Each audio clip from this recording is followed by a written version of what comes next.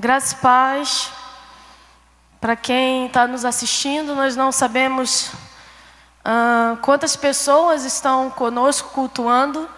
Eu ouvi de um pastor recentemente que nós somos um povo que pode se reunir online, que pode se encontrar nas regiões espirituais, unidos com o Senhor. Amém? Como a igreja. Eu confesso para os irmãos que estão nos assistindo como é difícil.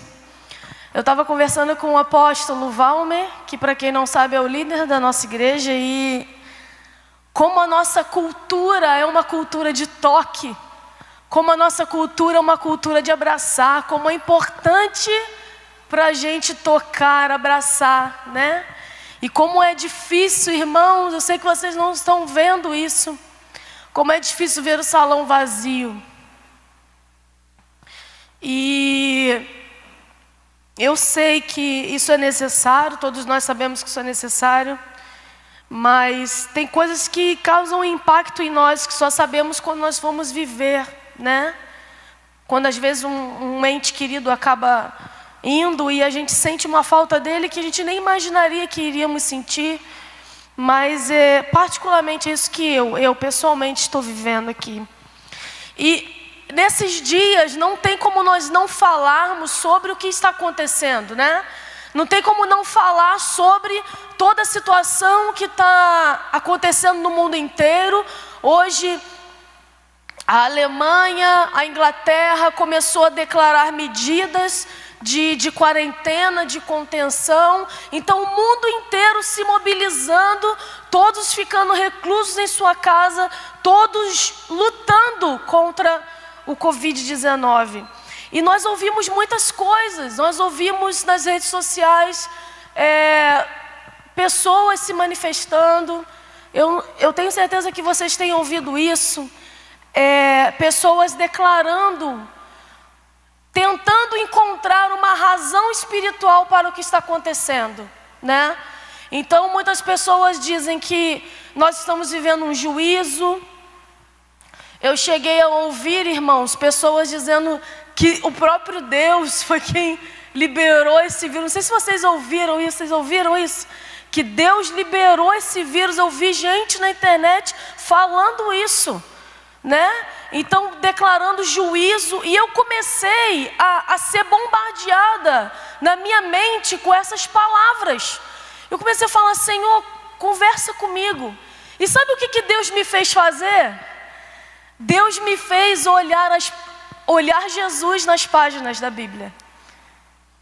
E Ele começou a falar assim: olha para as minhas atitudes, olha o que eu estou fazendo aqui, olha o que eu estou fazendo ali. E sabe o que Deus começou a me apresentar? Ele falou assim: Vânia, sabe quem eu vim apresentar? Eu vim apresentar o Abba. Eu vim apresentar o Abba. E o Abba é aquilo que a gente vê em Jesus. O Abba vem curando, o Abba vem perdoando, o Abba vem transformando. Esse Deus que Jesus vem nos apresentar. Então quando a gente olha para as páginas da Bíblia, quando a gente olha para Jesus, a gente vê atitudes de Cristo que nos enchem de esperança, sim ou não? Atitudes que nos enchem de fé, atitudes que nos faz querer confiar, que nos faz amá-lo cada vez mais. Irmãos, eu fiz uma reunião com as minhas discípulas essa semana, fiz uma reunião via Skype, foi muito divertido, né? Mesmo com toda essa situação, a gente encontra diversão, né? A gente encontra riso, alegria, e foi muito bom estar com elas, ainda que virtualmente, né? E eu falei para elas: irmãs, as palavras que nós temos visto são palavras que não fortalecem a sua fé, que minam. São palavras que nos tornam juízes uns dos outros. São palavras que nos fazem sentir melhor do que uns do que os outros, sim ou não? Então nós temos que buscar na Bíblia palavras que fortaleçam a nossa fé. palavras que nos enchem de confiança, palavras que trazem à memória o que nos dá esperança. E é isso que o Senhor vem falando comigo nessa semana. Trazer à memória o que nos dá esperança. Não trazer palavras que dividem, mas trazer palavras que nos unem nele. Amém? Que fortaleçam a nossa fé. Amém? E o Senhor começou a falar comigo, e quando eu estava vendo, né, Jesus, eu não sei vocês, mas quando eu estou lendo a Bíblia, parece que eu fico visualizando, não sei se vocês são assim, eu fico imaginando Jesus assim, sabe quando você imagina uma cena de um filme ou alguma coisa, eu fico assim na minha cabeça, e aquilo ganha tanta vida dentro de mim, que é poderoso para mim isso, né? E o Senhor começou a falar assim: Vânia, Jesus vinha curando. Se fosse para Jesus lançar doenças sobre as pessoas, todo mundo iria receber. Quem Jesus curava? Jesus curava os pecadores. Se nós andássemos nessa lógica, então o que Jesus teria que dar para os pecadores? Não é? Mas nem mesmo para aquele que o traiu ele fez isso. Nem mesmo para os fariseus e os saduceus, que tinham um embate com ele, que queriam manchar a imagem dele, que queriam mostrar que ele era um mentiroso, que ele era falso. Mesmo assim, ele não fez isso. E esse Jesus que eu comecei a ver na Bíblia, isso me encheu de fé. Eu não sei se você, mas isso me encheu de fé, isso me encheu de esperança, isso me encheu de confiança. E há 2 semanas,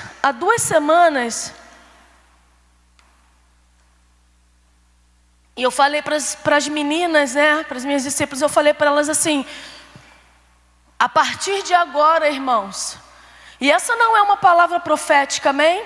Que eu estou falando aqui agora, não estou lançando uma palavra profética, mas a partir de agora é bem verdade que nós ouviremos notícias cada vez mais alarmantes. Ouviremos notícias de cada vez um número crescendo, um número absurdo crescendo, de contaminações, um número absurdo de mortes, e nós oramos para que isso seja contido, amém?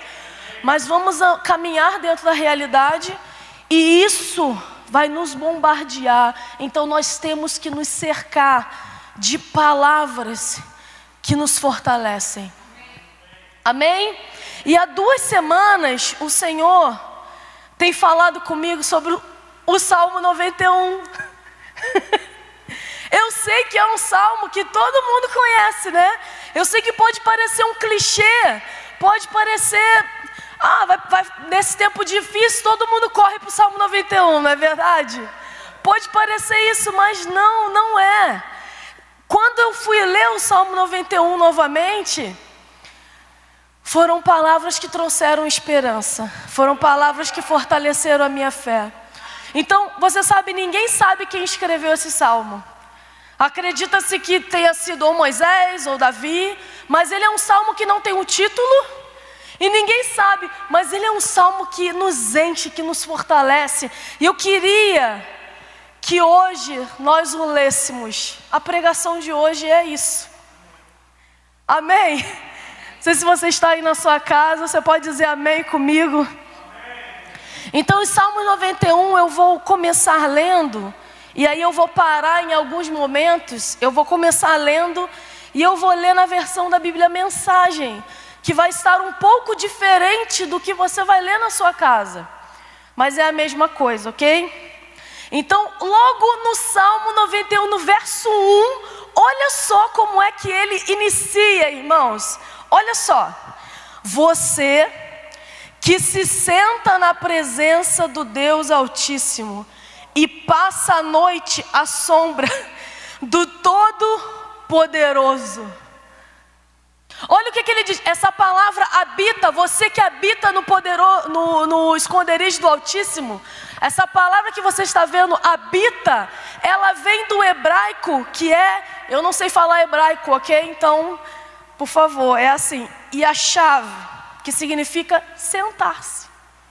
Olha como é que o salmo começa. Aquele que se assenta, aquele que sabe o que faz, que relaxa. Aquele que confia.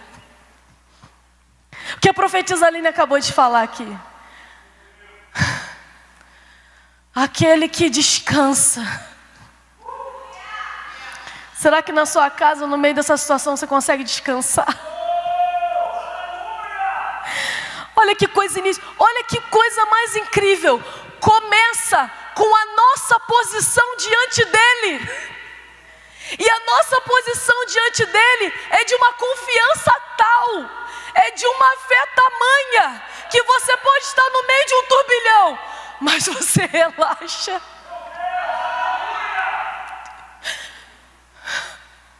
Você descansa, você confia, irmãos, você confia.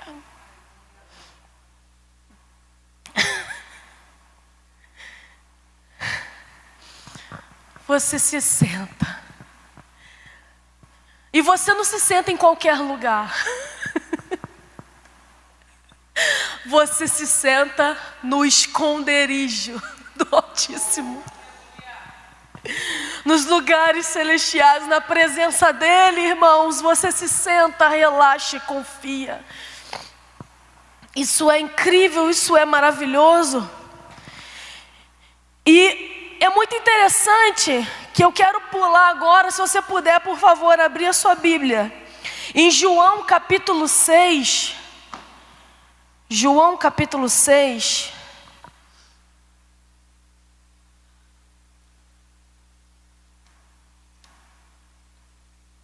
Aqui eu vou ler na versão NVI, tá? João capítulo 6. Jesus está pregando, ele está falando com o povo. E aí há uma multidão seguiu, uma multidão enorme, sempre seguia Cristo. E ele está falando com o povo, ele vê que o povo está com fome. Você conhece essa história? O povo está com fome. Ele vai provar o discípulo, né? Mas eu não vou entrar nessa história, eu quero me ater a 2 versículos, no verso 10 e verso 11, ele vai provar o discípulo, ele vai dizer, olha, essa multidão está com fome. E aí um discípulo vai dizer, olha, não tem dinheiro que compre comida para dar para esse povo todo. E aí um outro discípulo vai chegar e vai dizer, olha, tem um menino com 5 pães e 2 peixes. Esse discípulo demonstra para ele, olha, eu não sei o que pode acontecer, mas eu sei o que eu confio em você. E aí quando ele apresenta os 5 pães e 2 peixes, você sabe o que vai acontecer. Mas olha o que é que ele vai fazer. Olha o que é que Jesus vai pedir para os discípulos fazerem. Olha aqui no verso 10, irmãos. Olha que coisa incrível isso. Eu amo essa palavra, ela é incrível. Olha isso aqui. Disse Jesus, mandem o povo assentar-se.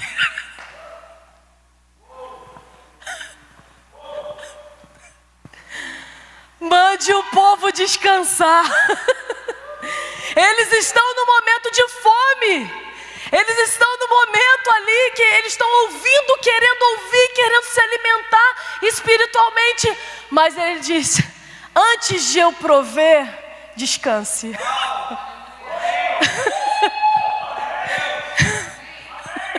Isso não é lindo? Salmos 91. Irmão, Salmos 91. Sente-se. Aí vamos continuar aqui. Havia muita grama naquele lugar e todos se assentaram. Eram cerca de 5.000 homens. Então Jesus tomou os pães, deu graças e os repartiu entre os que estavam assentados, tanto quanto queriam.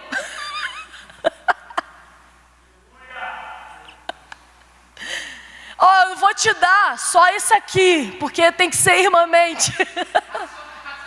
Eu não vou racionar, não.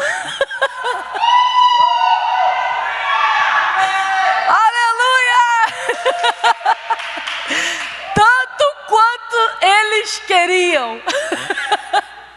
Isso não é maravilhoso? Continuando. Como eu queria que vocês estivessem aqui, irmãos. Eu ia dizer, vocês estão entendendo? Vocês estão entendendo, irmãos, aí do outro lado? Aí diz assim, e fez o mesmo com os peixes. Amém? Uma outra passagem que é muito interessante, que fala sobre assentar-se, quando Jesus ressurge, lá em Mateus, abra sua Bíblia por favor, lá em Mateus capítulo 28.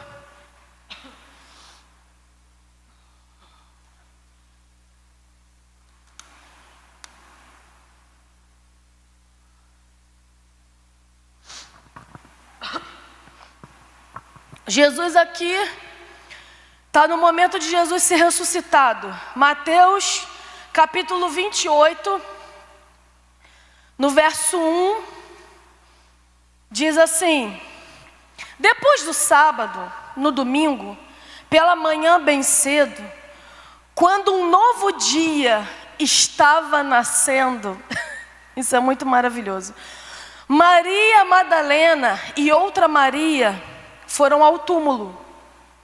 Verso 2: de repente houve um grande terremoto, porque um anjo do Senhor desceu dos céus, rolou a pedra da entrada e se sentou sobre ela.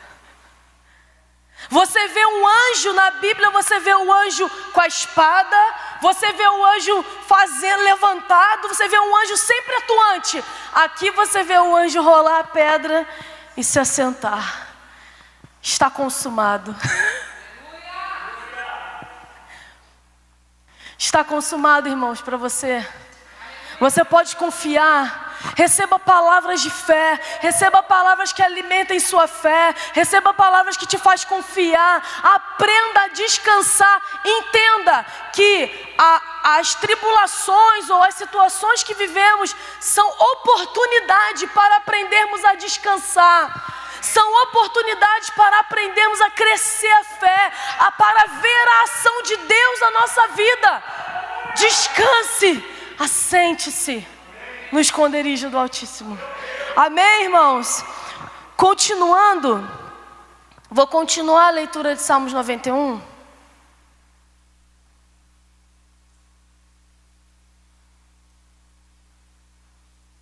Continuando, diz assim, na Bíblia Mensagem: diga assim: Deus, Tu és o meu refúgio, confio em Ti, estou seguro. Você pode dizer isso, você que está aí na sua casa? Deus, confio em Ti, Tu és o meu refúgio, confio em Ti e eu estou seguro. Proclame: eu estou seguro porque eu confio em Ti. Proclame isso sobre a sua casa, proclame isso sobre a sua família, proclame isso sobre os seus amigos, mesmo aqueles que não têm a mesma fé que você. Proclame isso sobre eles, irmãos. A nossa forma de evangelizar tem se dito que nós viveremos um momento de evangelismo muito intenso. Há profecias que dizem isso, mas como é que nós vamos evangelizar as pessoas? Mostrando palavras de amor, mostrando palavras de um Deus que está pronto para nos guardar, de um Deus que está pronto para te amar, de um Deus que fez tudo, que entregou tudo para comprar o campo, porque você como um tesouro estava nele. Amém, irmãos? Então, continuando, isso mesmo, Ele protege você das armadilhas e o defende dos perigos mortais. Eu achei isso lindo. Olha como é que está escrito isso aqui: seus enormes braços estendidos são como um escudo, atrás deles você está seguro. Eu não sei se você que está aqui nos assistindo, se você tem filhos, mas eu imaginei eu com a minha filha e eu com o braço estendido aqui, a minha filha atrás, segura atrás de mim. Imagine isso, você, irmãos, seguro atrás do braço do seu Abba, do Abba que Jesus veio apresentar. Amém, irmãos? Receba isso, visualize isso. Continuando.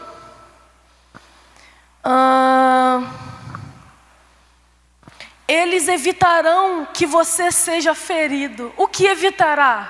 É o braço dele. É ele. Eles evitarão que você seja ferido. Não precisa ter medo de nada, nem de assaltos à noite. Irmãos, o que lança fora o medo é o amor. Nós estamos vivendo um momento de medo. Eu tenho conversado com as pessoas têm entrado em contato comigo e estão falando, eu estou com medo. E aí o que eu faço? Eu apresento para elas o amor de Jesus. O amor de Jesus lança fora o medo. Não são outros tipos de palavras. Vocês entendem o que eu estou falando? Vocês estão me entendendo, irmãos? Amém? Continuando. Não precisa ter medo de nada, nem de assaltos à noite, nem de flechas voando de dia, nem da doença que ronda pela escuridão. Olha que coisa linda! Não é lindo isso? Isso não te enche de esperança? Isso não te enche de fé, irmãos? Nem da doença que ronda pela escuridão. Aleluia! Você que está na sua casa, levante a sua mão, agradeça a Ele, fala, Jesus, obrigada. Obrigada porque eu posso descansar e você cuidar de mim. Obrigada porque eu posso relaxar e ser cuidado por você. Eu posso descansar e você me proteger. Obrigada, Jesus, obrigada. Aleluia. Continuando. Nem do desastre que irrompe ao meio-dia, ainda que os outros morram à sua volta e caiam por todos os lados, você não sofrerá nenhum arranhão. Você será protegido e de longe verá os ímpios serem punidos. Sim, porque o Eterno é seu refúgio, o Deus Altíssimo seu abrigo. O mal não conseguirá chegar perto de você, a iniquidade não passará da porta. Declare isso sobre a sua vida, irmãos. O mal não vai chegar perto de mim, a iniquidade não vai passar da minha porta. Amém? Agora olha o verso 11, e aí eu vou entrar numa outra parte aqui. Diz assim: Ele ordenou a seus anjos que o guardem para onde quer que você vá. Se tropeçar, eles o segurarão. O trabalho deles é evitar que você caia. Aí eu ia fazer uma ilustração aqui, mas a gente tem que evitar o toque, né? Mas vamos tentar fazer uma coisinha aqui. Veio o Tiago, que é magrinho, vem cá rapidinho. É uma coisa interessante, porque a profetisa Aline, essa que estava aqui ministrando para vocês, ela é minha líder. E há muito tempo, a minha líder há muitos anos, ela me aguenta há muitos anos, glória a Deus pela vida dela, porque não sou uma pessoa tão fácil, mas ela me ensinou uma coisa há muitos anos, eu nunca mais me esqueci dessa frase dela, eu guardo essa frase no meu coração como muitas outras que eu guardo, e isso me norteia. Há coisas que as pessoas dizem para você, que quando você guarda, isso vai nortear você, vai nortear algumas atitudes da sua vida. E essa frase que ela me disse há muito tempo mesmo, denunciando a idade. Há muito tempo, lá na pré-história. Tô brincando. Ela disse assim: Vânia, fé não é desculpa para a irresponsabilidade. E muitas vezes nós conhecemos a palavra de Deus e acabamos agindo com irresponsabilidade, usando como desculpa a nossa fé. E olha que coisa interessante. Sabe qual o nome que a Bíblia dá para isso? Provar a Deus. Mateus capítulo 4, abra a sua Bíblia em Mateus capítulo 4. Tiago, pode sentar um pouquinho aqui, deixa eu só terminar essa introdução, rapidinho. Mateus capítulo 4, abra a sua Bíblia por favor. em Mateus capítulo 4.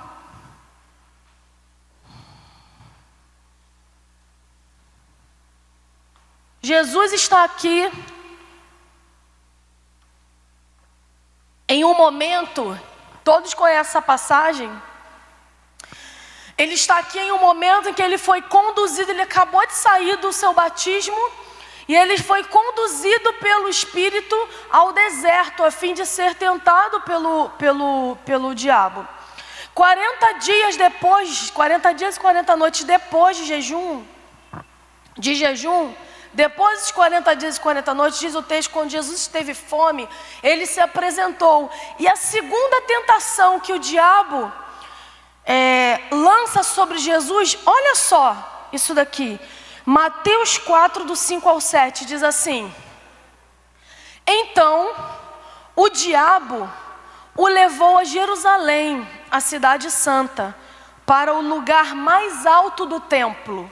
Aí ele disse: Salte daí, disse ele, já que é filho de Deus, porque as Escrituras declaram: porque o Senhor dará instruções especiais aos seus anjos para o protegerem em todos os seus caminhos. Eles o apoiarão com as mãos para que você não tropece em alguma pedra no caminho.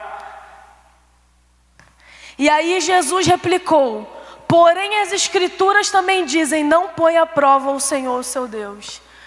Irmãos, nós lemos aqui no Salmo 91 que Deus ordenou os anjos para nos guardar onde quer que a gente vá, que eles trabalham para que a gente não caia, para que a gente não tropece numa pedra. Mas Jesus sabia disso. Só que, será que a fé de Jesus é menor do que a nossa? Porque Jesus, ele tinha convicção de que o que quer que acontecesse com ele, os anjos estariam ali para servi-lo. Não é verdade? Ele sabia, você sabe disso, mas ele não provocou. Agir com irresponsabilidade é provocar. Contextualizando para a gente seria assim: eu estou protegido, então eu vou aqui no meio do tiroteio. Eu estou protegido, então eu vou para as aglomerações. Eu estou protegido, então isso daí não serve para mim não. Vocês estão entendendo o que eu estou falando? Jesus não fez isso. Jesus, ele tinha fé, ele tinha consciência, mas ele não fez isso, ele não provou Deus. Porque, irmãos, você pode caminhar e tomar as precauções e ser responsável, e você pode caminhar confiante, não confiante nas suas precauções, mas confiante que o Senhor é que te guarda. E aí é uma coisa interessante que eu queria mostrar para vocês, é porque não dá para fazer seriam legal 3 pessoas, mas não dá. Então, sobe ali, Tiago, por favor. E aí, o Tiago, vem cá rapidinho, deixa eu falar contigo.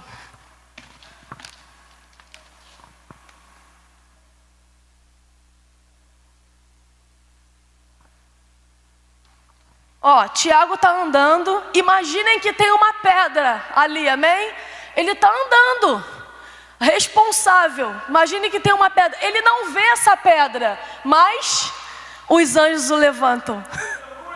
Você não viu o anjo levantar, ele não sabe disso, ele nem sabe o que aconteceu, mas ele sabe que o Senhor enviou seus anjos para guardarem, para que ele não tropece nas pedras pelo meio do caminho, para que ele não caia. Ele age com responsabilidade, mas a fé dele é operante de que o Senhor deu ordem aos seus anjos para que ele não caia. Amém, irmãos? Vocês entendem isso? Amém, Tiago, obrigado. O que eu queria era, eu vi isso numa ilustração, numa palavra, eu achei isso muito legal, mas era o Tiago andando e as outras 2 pessoas levantarem ele. Ele provou o Senhor teu Deus? Ele provou? Não, mas ele andava com responsabilidade e confiança, com uma fé operante. Vocês estão entendendo o que eu estou falando? Amém?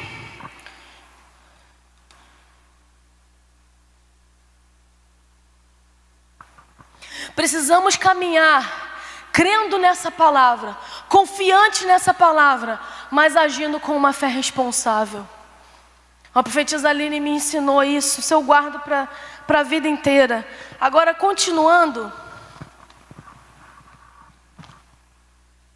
eu já estou me encaminhando para o final, tá? Continuando,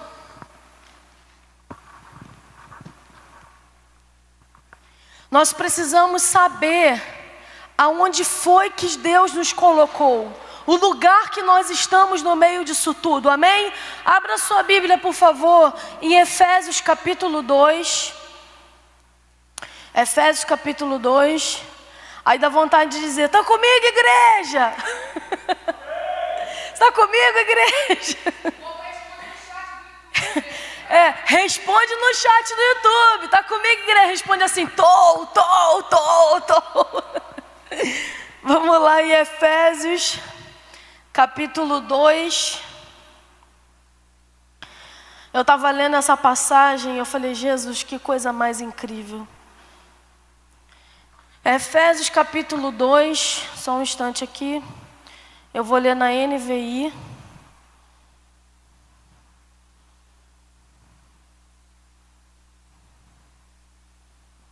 Efésios capítulo 2, do verso 4 ao verso 7. Olha o que está escrito aqui. Todavia, Deus,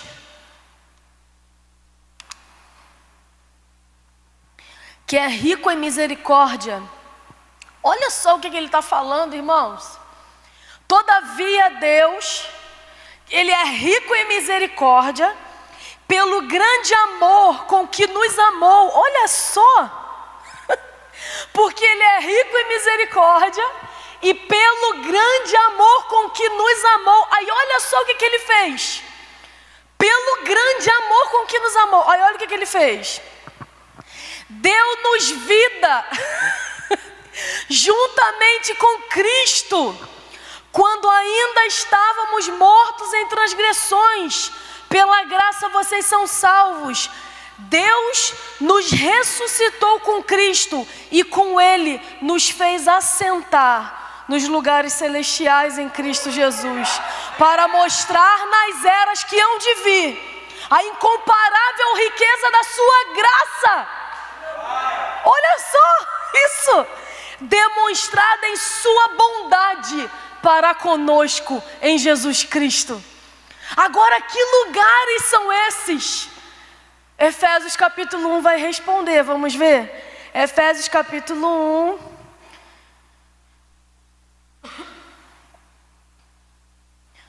No verso 18. Aí olha só o que ele vai dizer aqui. Efésios capítulo 1, no verso 18, diz assim: oro também para que os olhos do coração de vocês sejam iluminados, a fim de que vocês conheçam a esperança para a qual Ele nos chamou, as riquezas da gloriosa herança dele nos santos, e a incomparável grandeza do seu poder para conosco, os que cremos, conforme a atuação da sua poderosa força. Esse poder Ele exerceu em Cristo, ressuscitando-o dos mortos e fazendo assentar-se à direita nas regiões celestiais, muito acima de todo governo, autoridade, poder e domínio, e de todo nome que se possa mencionar, não apenas nesta era, mas também na que há de vir. Em Cristo Jesus, irmãos, nós podemos estar assentados nas regiões celestiais, acima de vírus, acima de principados, acima de potestades, acima de governadores desse mundo. Vocês estão me entendendo, irmãos? Em Cristo Jesus, nós podemos estar assentados nos lugares celestiais com Ele, acima de tudo que possa nos trazer medo, desfrutando e conhecendo cada vez mais o seu amor. Agora, por quê? Pelo quê? Por causa da sua misericórdia e por causa do grande amor com que nos amou. Isso não é lindo, irmãos? Vocês estão me entendendo, igreja? Estão comigo, igreja?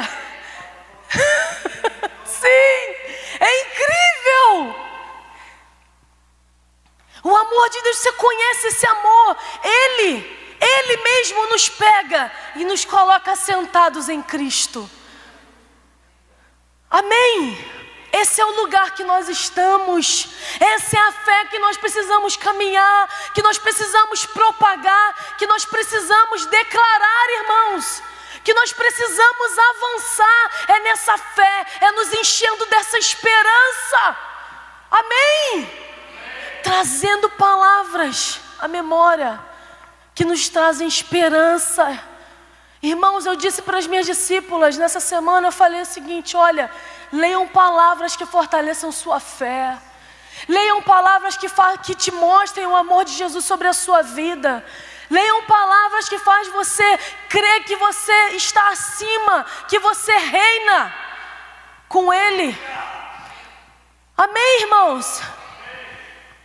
Leia essas palavras, porque, irmãos, nós vamos ser bombardeados na nossa mente. E nós precisamos crer que Deus faz com que todas as coisas cooperem para o nosso bem. Ainda que pareça cinzas, ainda que não pareça nada, parece que não há esperança nenhuma, nós precisamos alimentar essa fé. Para quê? Crer, está tudo ruim, está ficando um desastre, o mundo está entrando em colapso econômico, seja lá o que for, mas eu creio que de algum jeito o Senhor vai fazer com que tudo isso coopere para o nosso bem. Aleluia, irmãos! Aleluia! Vamos nos lembrar dessas palavras. Vamos ser propagadores de palavras que alimentem a fé. Sabe, vamos mostrar para as pessoas: olha, Jesus te ama. Simples assim, Jesus te ama. Amém? Amém? Continuando aqui. Continuando a leitura.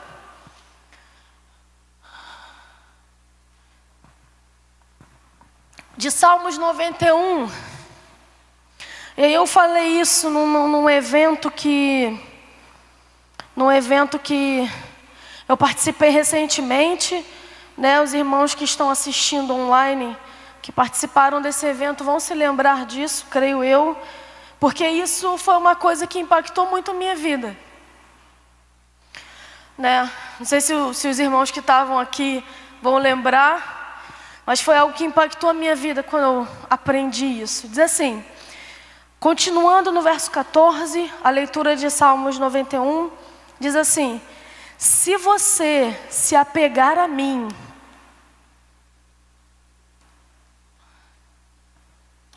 para salvar a sua vida, diz o Eterno, tirarei você de qualquer problema.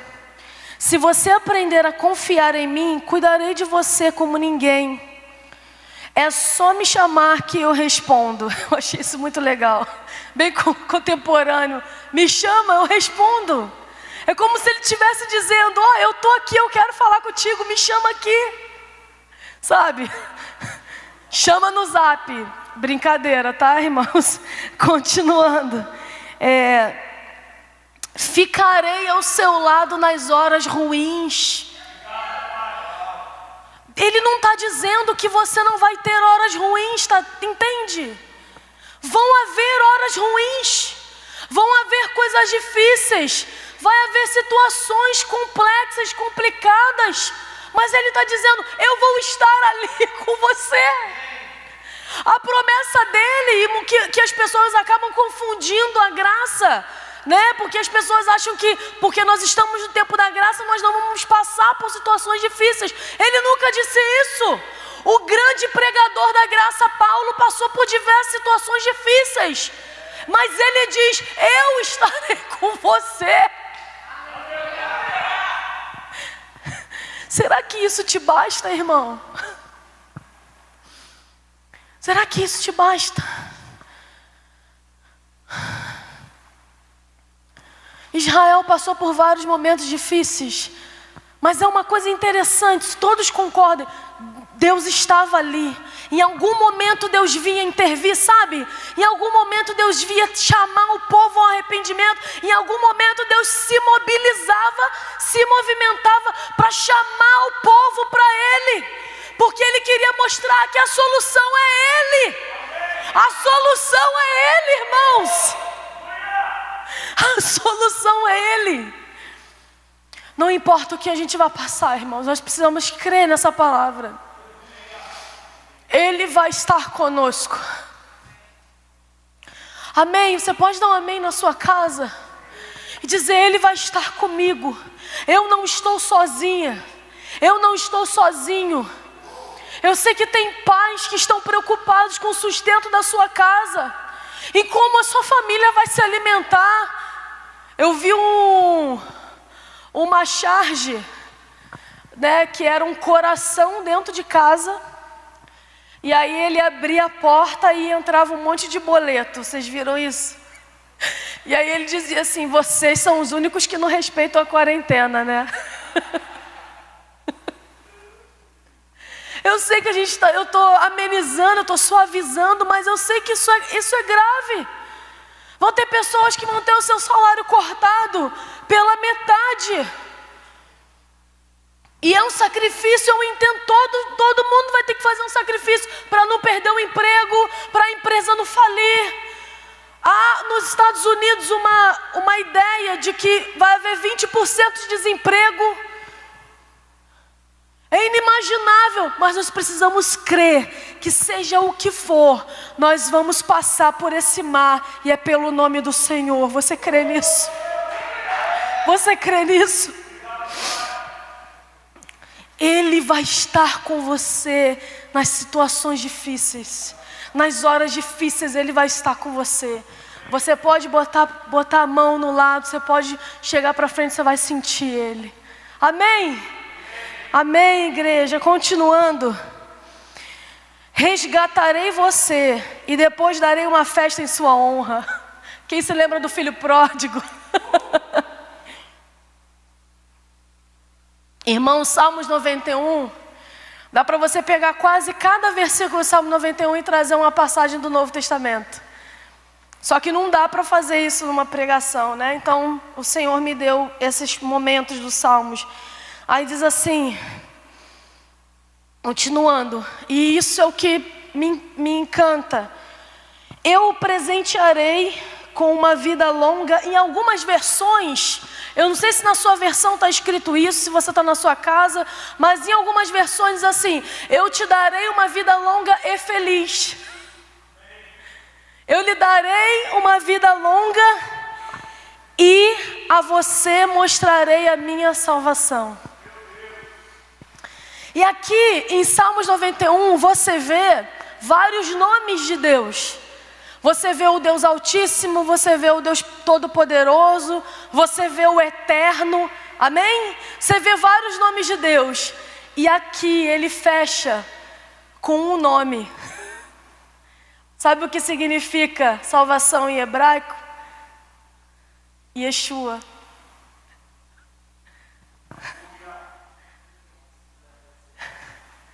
Ele está dizendo aqui: eu te presentearei. Ele está falando: eu vou te presentear. Imagine Deus falando isso com você.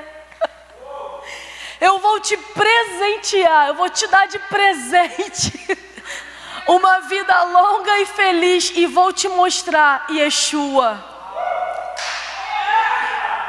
Yeshua é a razão da nossa esperança. Yeshua, Ele é tudo, irmãos.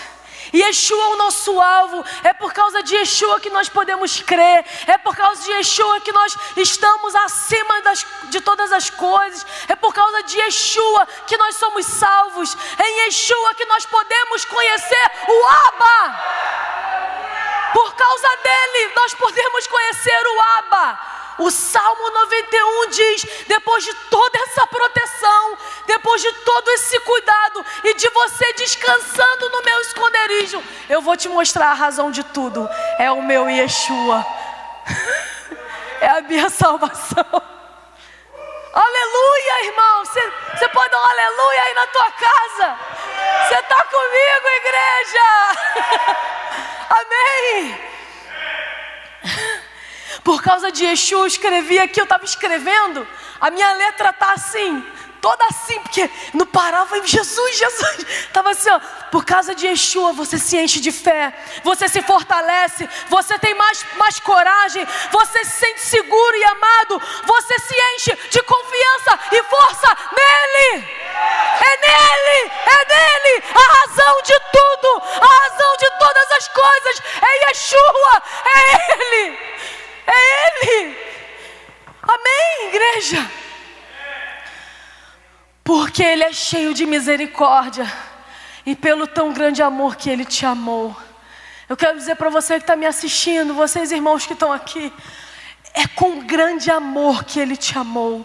Não foi com qualquer amorzinho, não foi com uma porção, não foi com uma medida, foi com grande amor que Ele te amou, querido. Você entende isso, igreja? E aí eu quero terminar essa palavra. Eu estou terminando. Hoje não tenho timing.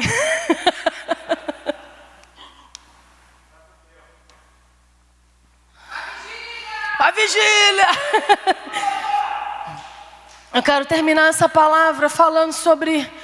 Eu sei que já está quase o meu tempo estourado, mas não vou ler. Mas depois você lê em 1 de Reis, capítulo 20, do 1 ao 30. Você lê essa passagem depois, tá? Eu não vou lê-la por causa do tempo aqui. Mas 1 de Reis, capítulo 20, é uma passagem tão interessante que...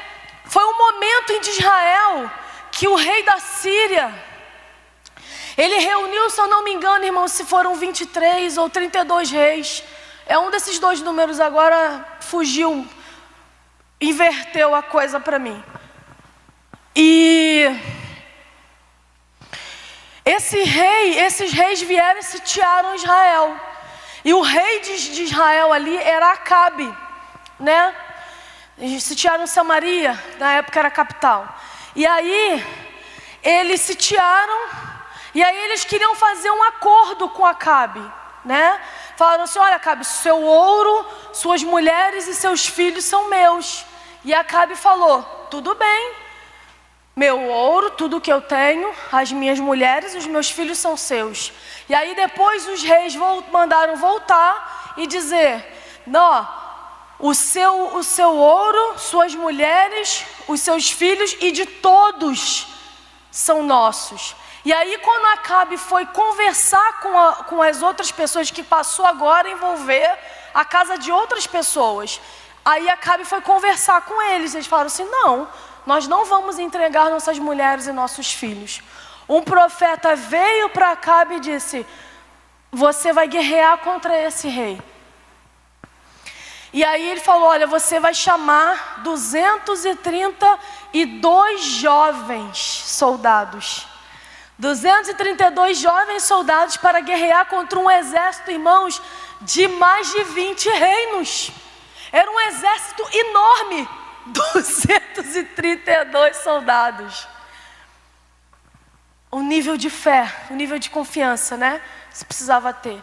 E aí ele vai lá e vai e guerreia, e esses soldados vão na frente e atrás vão 7.000 soldados. Os soldados vão e vencem aquele exército, o exército foge. Agora, no verso 23 dessa passagem, é muito interessante, porque o profeta vai dizer assim, olha Acabe, prepare o seu exército, porque eles vão voltar. E aí os conselheiros desse rei da Síria dizem o seguinte, olha, vamos preparar outro exército, sabe por quê? Sabe por quê que eles venceram da gente? Eles dizem assim, porque o Deus deles é o Deus das montanhas. Olha só, eles nos venceram, porque nós guerreamos contra eles no lugar onde era o lugar do Deus deles, o Deus da montanha. E aí eles dizem assim, agora nós vamos voltar e vamos lutar contra eles na planície, em algumas versões diz vales. Há um simbolismo nisso. Montanhas e vales, que eles, nós vamos vencê-los nos vales, porque o Deus deles não é o Deus do vale. Há um simbolismo de montanha e vale, que é os momentos em que você está bem na vida e os momentos em que você está mal. É o vale da sombra da morte, são os momentos de dificuldades, são os momentos de desesperança, são os momentos que nós estamos vivendo, momentos de medo. E eles dizem, vamos vencê-los no momento da fraqueza, no momento em que a fé deles está sendo abalada, no momento em que eles estão com dificuldades, no momento em que eles estão sem esperança. E sabe o que acontece, irmãos? Deus vem e destrói o exército a ponto do rei ter que fugir. E ele mostra para esse povo, olha, eu sou Deus das montanhas e eu sou Deus dos vales. O seu Deus é o Deus dos momentos, dos melhores momentos da sua vida, e é o Deus que está contigo nos momentos difíceis. É o Deus que está contigo nos momentos de desesperança. É o Deus que está contigo nos momentos em que você não vê solução para as coisas. O seu Deus está com você em todos os momentos, sejam nas montanhas da vida, sejam nos vales da vida. Eu tinha pregado sobre isso aqui uma vez. Isso foi uma revelação que o Senhor me deu quando eu estava dando uma aula, em um curso que eu estava dando aula, e Ele falou assim comigo: quais foram os 2 momentos registrados na Bíblia em que Jesus ouve que Ele é filho amado? É no batismo, e o batismo dele foi perto onde foi o Mar Vermelho. O Mar Vermelho é o lugar mais baixo da face da terra. No lugar mais baixo da face da terra, Jesus ouviu: tu és meu filho amado em quem me comprazo.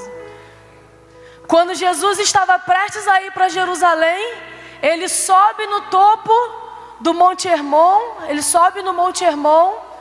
e ali no monte mais alto de Israel, irmãos, e ali quando ele está no monte mais alto, na montanha da vida, e ali é interessante que Lucas vai dizer o que eles estavam conversando. Eles estavam falando sobre as coisas que iriam acontecer em Jerusalém. Eles estavam falando sobre as coisas que Jesus iria viver em Jerusalém. E ali, no topo da montanha, ele ouve: esse é o meu filho amado em quem me comprazo. Nos vales da vida, nos melhores momentos da sua vida, você é o filho amado em quem Ele se compraz, querido. Eu fiz um estímulo, eu estimulei as meninas. Eu creio muito nisso, eu já preguei sobre isso aqui. Em Gênesis capítulo 27 e 28, eu termino aqui a palavra. Em Gênesis capítulo 27 e 28, quando Isaac vai liberar a bênção, e ele libera a bênção sobre Jacó, e você conhece essa passagem. Ele diz uma coisa muito interessante em Gênesis 27, e aí eu queria terminar só lendo essa passagem. Gênesis 27,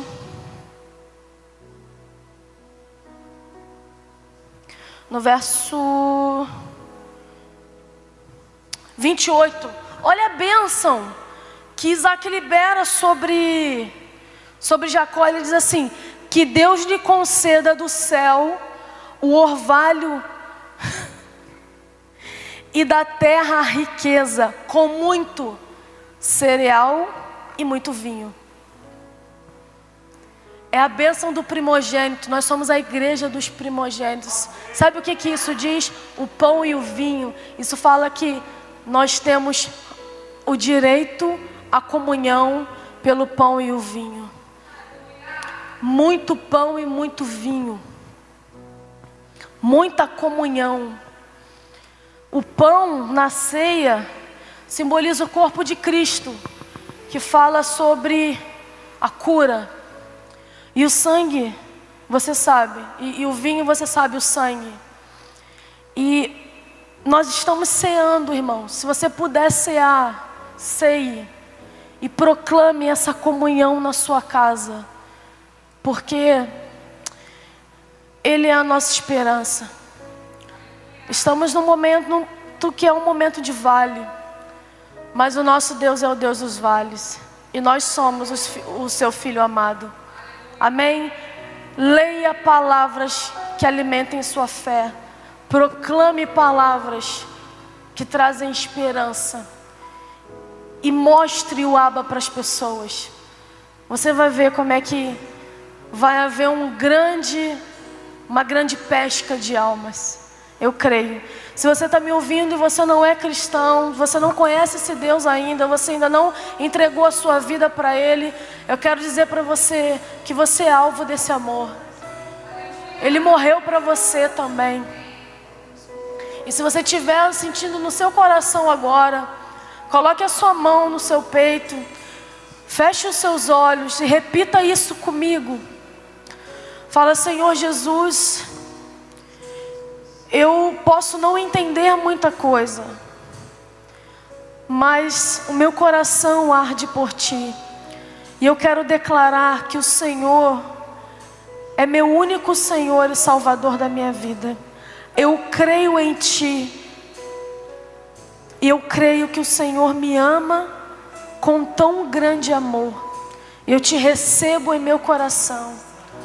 No nome de Jesus. Amém.